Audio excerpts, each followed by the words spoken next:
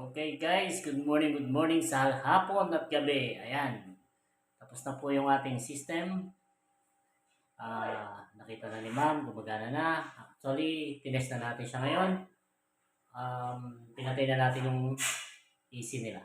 So, purely off-grid tayo. Ayan. Okay, makikita nyo ngayon ang consumption ni ma'am is yung isa is 1.1 and then 1.1, so meron tayong 2 kilowatt close. Ayan, so balik dyan, binubunot niya dito sa ating battery. Ayan. Ayun.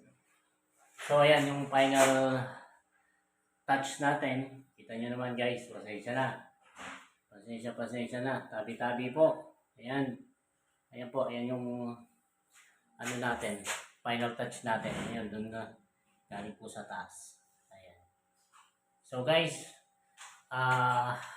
hopefully nagustuhan niyo yung setup natin. Ayan, si partner nag-ayos na rin sa likod. After yan, babalik yan at siya naman mag-online. Ayan, video. Ayun guys, thank you and good luck to us. God bless.